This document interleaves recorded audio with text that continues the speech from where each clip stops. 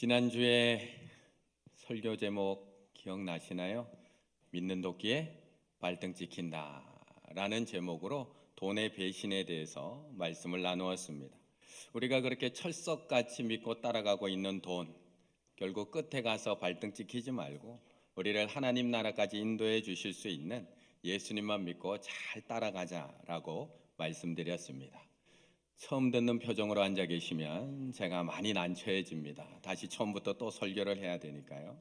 그런데 가만히 한번 생각해 보면 돈만 우리를 배신하는 것은 아닙니다.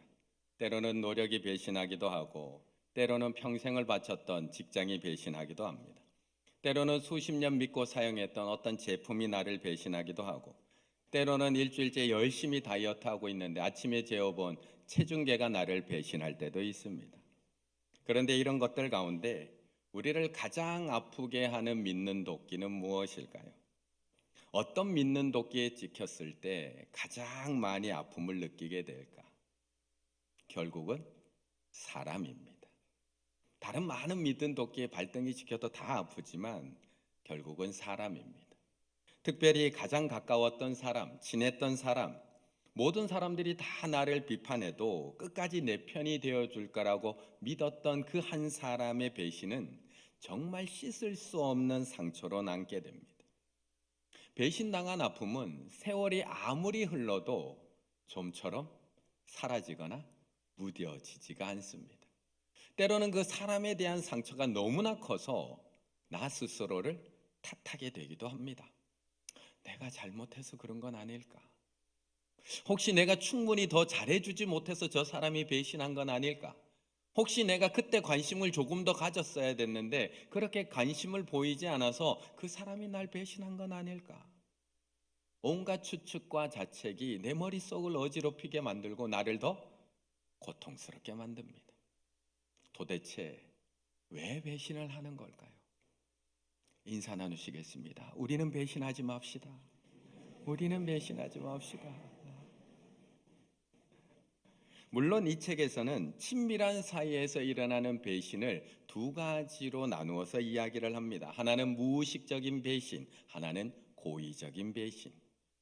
무의식적인 배신은 의도치 않은데 상대가 배신감을 느끼는 행동을 하게 되는 겁니다.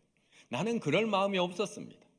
나는 일부러 그런 게 아니라 나는 그럴 마음이 없었는데 내 행동이 상대에게 배신감을 느끼게 만든 무의식적인 배신도 있다는 겁니다. 물론 고의적인 배신도 있습니다. 상대보다 내 이익이 더 중요하기 때문에 의도적으로 배신하는 의도적 배신도 있습니다. 고의적 배신. 그런데 중요한 것은 어떤 배신이든지 당하는 사람에게는 너무나 큰 상처가 된다는 겁니다. 얼마나 크냐? 배신의 파괴력은 상상 이상으로 깊고 또 깊습니다. 단순히 몇 달 괴롭고 끝나는 것이 아니라 사라지는 것이 아니라 잠재의식까지 파고들어서 향후 모든 친밀한 관계에 그림자를 들이웁니다. 그 사람에게 한번 속고 나면 다른 사람에게 마음을 줄 수가 없습니다. 또 속는 건 아니야? 그래서 모든 관계를 다 파괴시켜버린다는 겁니다. 배신으로 인해서 심각한 상처를 받은 사람은 외상후 스트레스 장애 환자와 비슷한 증상까지 나타납니다. 이처럼 배신은 그 어떤 배신보다 나에게 큰 상처를 줍니다. 그 파괴력은 우리가 상상하는 것 이상으로 깊고 깊습니다. 그렇다면 오늘 본문에 나오는 저자는 어떨까요? 우리와 똑같이 가장 가까운 믿었던 그 친구에게 배신당한 오늘 본문에 나오는 저자의 마음은 어떨까? 12절, 13절의 말씀입니다. 함께 읽습니다. 나를 책망하는 자는 원수가 아니라 원수일진데 내가 참았으리라. 나를 대하여 자기를 높이는 자는 나를 미워하는 자가 아니라 미워하는 자일진데 내가 그를 피하여 숨었으리라. 그는 곧 너로다. 나의 동이요 나의 친구요 나의 가까운 친구로다.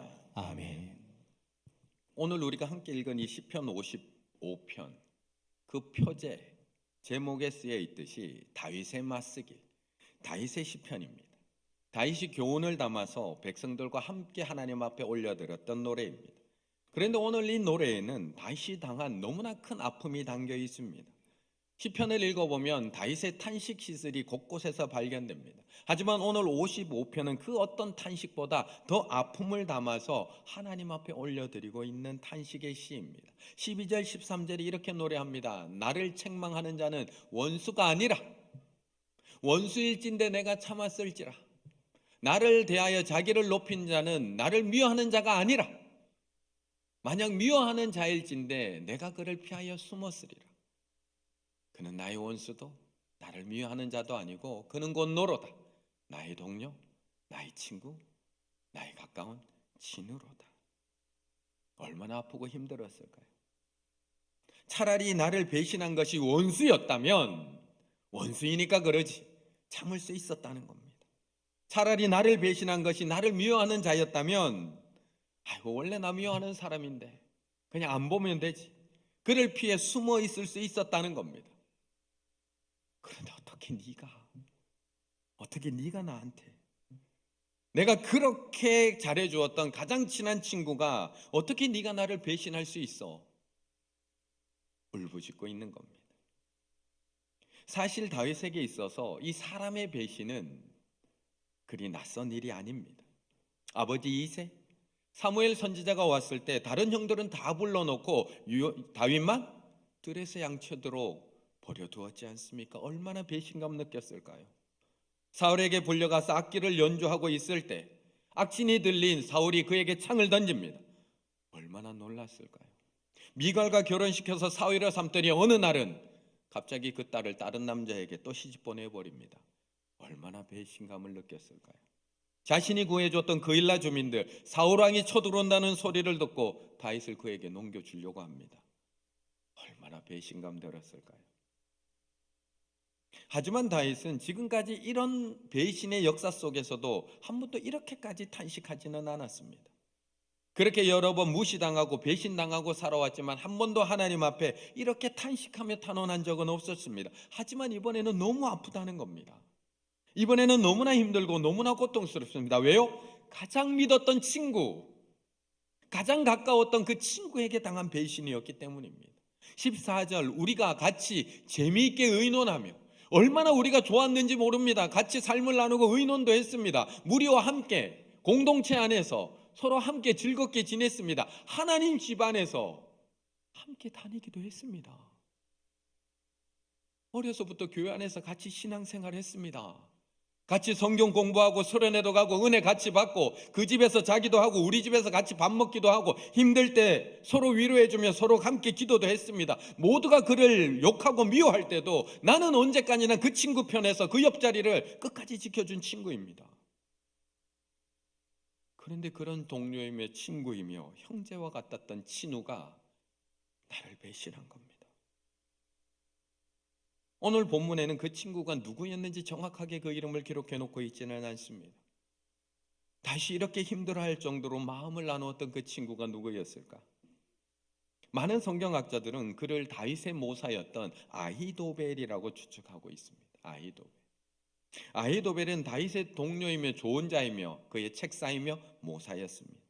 다윗은 힘들 때마다 어려운 일을 만날 때마다 이 아히도벨 모사에게 가서 도움을 요청했습니다. 물었습니다. 그리고 그 아히도벨이 해주는 말은 그냥 친구의 조언으로 들었던 것이 아니라 하나님께서 나에게 주시는 말씀으로 여기면서 살았던 것이 다윗입니다. 사무엘하 16장에 보면 그때의 아히도벨이 베푸는 계략은 사람이 하나님께 물어서 받은 말씀과 같은 것이라 그렇게 그의 말을 들었다는 겁니다. 아히도벨의 모든 계략은 다윗에게나 압살롬에게나 그와 같이 여겨졌더라. 그런데 그렇게 믿었던 친구 아히도벨이 다윗을 배신합니다.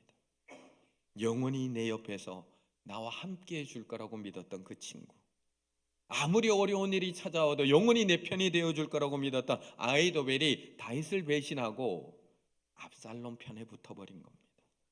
사무엘하 15장 제사 드릴 때에 압살롬이 사람을 보내 다윗의 모사 길로 사람 아히도벨을 그의 성읍 길로에서 청하여 온지라 반역하는 일이 커가매 압살롬에게로 돌아오는 백성이 많아지니라.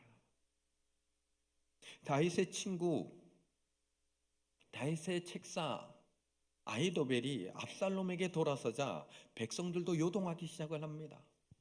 다윗의 편에 서 있던 백성들도 다윗의 친구인 이 아히도벨이 압살롬 편에 서는 것을 보면서 다들 압살롬 쪽으로 기울기를 시작을 하는 겁니다.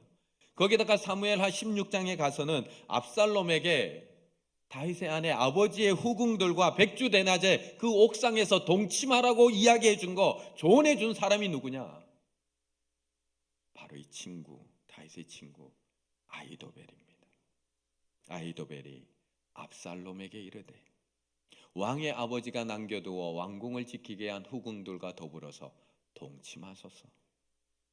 그리하면 왕께서 왕의 아버지가 미워하는 바됨을 온 이스라엘이 들으리니 왕과 함께 있는 모든 사람의 힘이 더욱 강하여지리이다.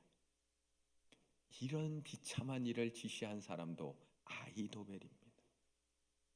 이 소식을 들은 다윗 마음이 어땠을까요? 친구의 이 잔인한 배신을 경험한 다윗의 마음 어땠을까? 원수였으면 내가 참았을까요? 원수가 아닌 친구이자 조언자였던 아히도벨의 배신은 다윗의 마음을 너무나 찢어지게 만들었던 것입니다. 그래서 다윗은 그 아픈 마음을 가지고 하나님 앞에 오늘 본문에서 부르짖기 시작을 합니다. 1절 함께 있습니다. 1절입니다. 하나님이여 내 기도에 귀를 기울이시고 내가 간구할 때에 숨지 마소서. 아멘. 오늘 이 상황에서 다윗이 하나님 앞에서 할 수 있는 게 무엇이 있을까요? 아들 압살롬은 죽이려고 추격하고 있고 절친 아히도벨은 배신해서 압살롬 곁에 붙어버렸습니다. 다윗이 선택할 수 있는 방법은 하나밖에 없습니다. 지금 만나서 대화로 오해를 풀 수도 없고 나의 섭섭함 답답함을 그와 만나서 다 이야기 나눌 수도 없는 그런 상황의 다윗, 그는 도망가는 그 절체절명의 상황 속에서 하나님 앞에 무릎 꿇고 하나님 앞에 기도할 수밖에 없었던 겁니다. 그래서 1절과 2절이 이렇게 기도하며 시작이 됩니다. 하나님이여 내 기도에 귀를 기울여 주시옵소서. 똑같은 단어가 문장의 의미가 지금 반복됩니다. 하나님이여 내 기도에 귀를 기울이시고 내 간구할 때 숨지 마소서. 내게 굽히사 응답하소서. 내가 근심으로 편하지 못하여 탄식하오니. 하나님 응답해 주셔야 된다는 것을 똑같은 의미를 담은 문장을 3번 반복하면서 이 문제를 해결해 주실 분은 하나님밖에 없습니다. 하나님만이 이 문제 해결해 주실 수 있습니다. 하나님 들어주세요. 하나님 응답해 주세요. 그런데 그렇게 하나님 앞에 간절하게 부르짖던 다윗의 마음이 갑자기 6절로 들어가며 요동하기 시작을 합니다. 하나님 앞에 달려나와서 원수의 추격과 친구의 배신 앞에서 나를 구원해 주시고 건져 주실 분은 하나님밖에 없습니다. 하나님 들어 응답하여 주세요. 간절히 부르짖던 그 다윗의 마음이 갑자기 요동합니다. 나는 말하기를 만일 내게 비둘기 같은 그런 날개가 있다면 날아가서 편히 쉬고 싶어요. 하나님. 내가 멀리 날아가서 아무도 없는 광야에서 머무르고 싶어요. 하나님. 내가 나의 피난처로 속히 가서 이 폭풍과 광풍이 지나가기를 그냥 숨어서 피하고 싶어요. 하나님 앞에 그렇게 간절히 부르짖던 다윗이 갑자기 하나님 저 어디론가 훌쩍 떠나고 싶어요. 하나님. 내가 이렇게 힘들고 답답하고 고통스러울 때 당연히 하나님 앞에 부르짖어야 된다는 것 알고 있지만, 알고 있는 다윗이지만 하나님 저에게 만일 비둘기 같은 날개만 있다면 저희대로 어디론가 훌쩍 떠나서 혼자 있고 싶어요. 아무도 없는 광야와 같은 곳에 가서 몇 날 며칠 그냥 홀로 머물고 싶어요. 하나님. 우리의 일상적인 삶에서도 어디론가 날아가고 싶을 때 없으신가요? 아무도 없는 곳에 혼자 가고 싶을 때, 나를 짓누르는 스트레스에서 벗어나 어디론가 나 혼자 떠나가고 싶을 때 우리에게 다 있습니다. 상실을 기억나게 하는 것들, 언제 어디에서나 우리 앞에 불쑥불쑥 나타나는 지금 이 현실을 벗어나서 도망가고 싶을 때, 그런 충동에 짓눌린 것만 같을 때 우리에게는 다 있다는 겁니다. 방금 읽은 이 책은 미국 서부의 콜로라도 산맥에서 휴가를 즐기던 어느 여름날 오후에 자신의 16살 난 딸이 말을 타다가 떨어져서 생명을 잃은, 목숨을 잃은 어머니의 글입니다.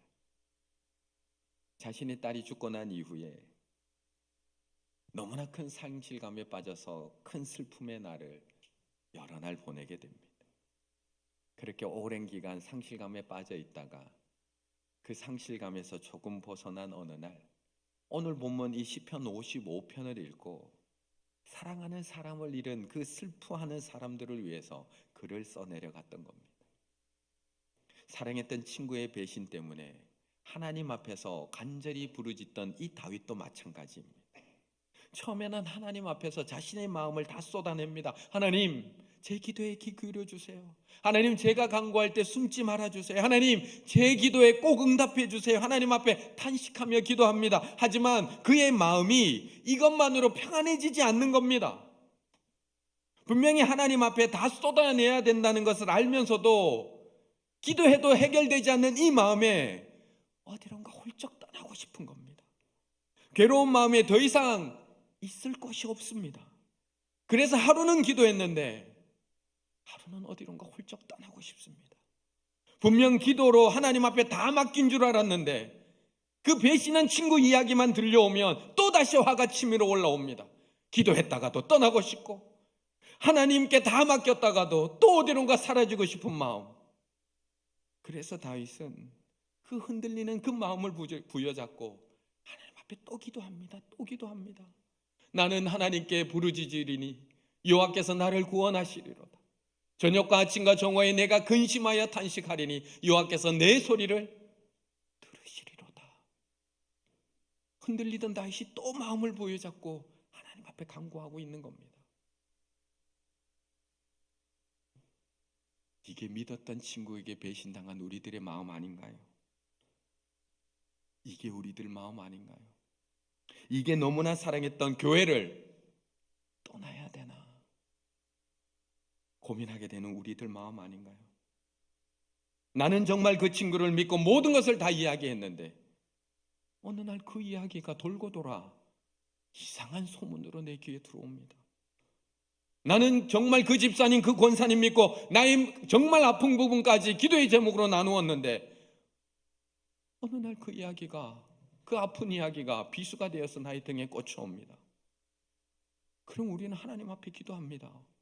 하나님 앞에 다 쏟아냅니다. 나의 억울함, 나의 괴로움, 나의 외로움, 나의 아픔 하나님 앞에 다 쏟아냅니다. 그런데 그것으로는 모든 문제가 다 해결되던가요? 그것으로? 또 그 사람을 보면 또 내 마음이 너무나 힘이 듭니다. 또 그 사람의 이야기가 들려오면 어디론가 떠나고 싶습니다. 보지 않는 곳으로, 아무것도 없는 곳으로 가고 싶고 그 누구도 만나고 싶지 않습니다. 하나님 앞에 기도했다가 떠나고 싶다가도 그러면 안 된다고 또 기도할 수밖에 없고, 그래서 앞서 소개드린 그 딸을 잃어버린 엄마, 그 히크몬도 또 이렇게 그 뒤를 이어서 이야기합니다. 일상적인 유해, 가령 여행 혹은 일상의 변화는 그런 아픔을 경험하는 사람들에게 필요하다. 아니면 일을 바꿔보는 것도 좋다. 딸아이가 죽고 몇 달 뒤에 나는 프리랜서 작가 일을 하면서 오후에 시간제 아르바이트를 더 얻었다. 그 일을 5년 동안 했다. 출근 첫날 오후 차를 몰고 일터로 가면서 친절한 사람들과 함께 새로운 일을 한다는 생각에 내 기분이 다시 좋아졌던 그것을 나는 기억한다.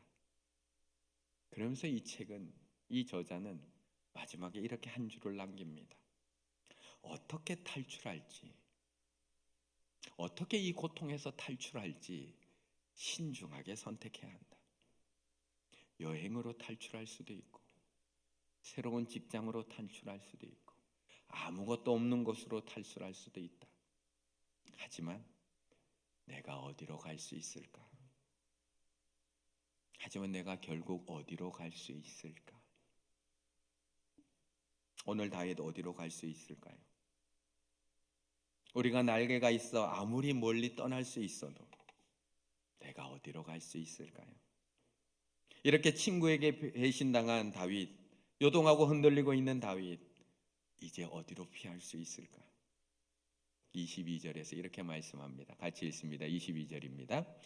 내 짐을 여호와께 맡기라. 그가 너를 붙드시고 의인의 요동함을 영원히 허락하지 아니하시리로다. 아멘. 우리는 믿었던 친구에게 배신당하고 나면 너무나 괴롭고 너무나 힘이 듭니다. 어떻게 나한테 이럴 수가 있지? 내가 너한테 지금까지 어떻게 해주었는지, 네가 어떻게 나한테 이럴 수가 있지? 라는 생각 때문에 먼저 마음이 괴로워집니다. 그런데 이런 괴로움은 시간이 지나면서 나의 자책으로 바뀌게 됩니다.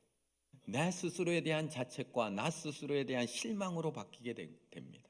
앞에 이 책에서도 이야기했듯이 내가 인생 잘못 산 건 아닐까?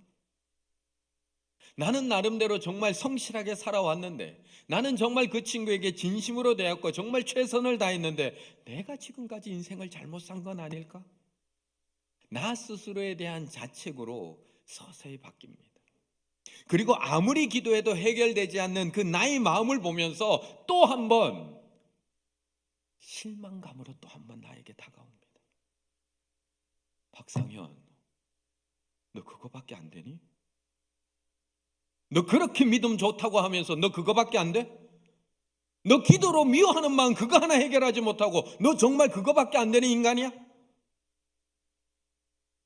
결국 내 자신 그것조차 용서하지 못하는 내 모습이 한심스럽게 다가오게 됩니다. 그런데 하나님은 그렇게 흔들리고 요동하는 우리를 단 한 번도 나무라지 않으십니다. 오늘 본문에서 다윗에게 야, 너 그거밖에 안 되니? 아직도 흔들리고 있는 다윗을 단 한 번도 나무라지 않으십니다. 기도했다가 어디론가 떠나고 싶다가 또 기도했다가 또 아무도 없는 곳으로 또 도망가고 싶다가 그렇게 흔들리고 요동하고 있는 다윗을 하나님은 오늘 본문 속에서 단 한 번도 책망하지 않습니다. 도리어 아직도 흔들리면서 어찌해야 할 바를 모르는 다윗에게 하나님은 22절에서 이렇게 말씀해 주십니다. 내 짐을 여호와께 맡기라. 내 짐을 여호와께 맡기라. 그가 너를 붙드시고 의인의 요동함을, 너 왜 요동해가 아니라 의인의 요동함을 영원히 허락하지 아니하시리로다. 그 문제 너 혼자 해결할 수 있는 일 아니야. 가까운 사람에게 배신당하는 일 너 혼자 감당할 만큼 그렇게 가벼운 짐 아니야. 그런 일 당하면 흔들릴 수밖에 없고, 그런 일 당하면 떠나고 싶을 수밖에 없고, 사라지고 싶을 수밖에 없고, 요동할 수밖에 없는 너무나 무거운 짐이란다. 그러니 혼자 감당하려고 하지 말고 내 짐을 여호와께 맡기라. 그가 너를 붙드시고 의인의 요동함을 영원히 허락하지 아니하시리로다 말씀하고 있는 겁니다. 의인도 요동합니다. 다윗도 흔들립니다. 하나님께 기름 부음 받은 다윗도 흔들리고요. 하나님의 마음에 합한 자였던 다윗도 이랬다 저랬다 요동합니다. 하물며 우리는 아닐까요? 우리는 더 심하게 요동합니다. 오늘도 누군가로 인해서 마음이 힘들고 마음이 불편합니다. 믿음으로 교회에 나왔지만 그 사람 만나면 또 마음 흔들립니다. 하나님 보고 교회 생활해야지, 하나님 보고 신앙 생활해야지, 그 말 듣고 교회 나왔지만 그 사람 목소리 들리면 또 잠잠해졌던 내 마음이 또 힘들어집니다. 그래도 기도해야지, 그래도 맡겨야지. 하지만 그 사람에 관계된 이야기 또 들으면 또 요동이 됩니다. 차라리 보지 말아야지, 차라리 내가 어디로 떠나야지. 그런데 해결이 되던가요? 몇 주 안 보면 조금 나아지던가요? 아무도 없는 곳에 잠시 다녀오면 다 해결이 되시던가요?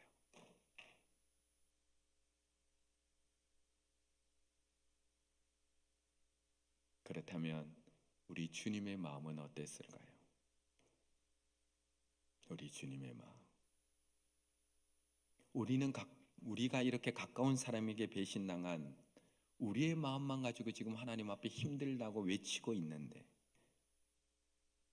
친구에게 배신당하신 예수님의 마음은 어땠을까요? 마태복음 26장에 보면 가룟 유다가 군인들과 함께 예수님을 찾아옵니다. 예수님을 잡으러. 그때 예수님께서 가룟 유다에게 이렇게 얘기합니다. 친구요, 내가 무엇을 하려고 그 군인들과 함께 왔느냐? 네가 계획한 일을 행하라.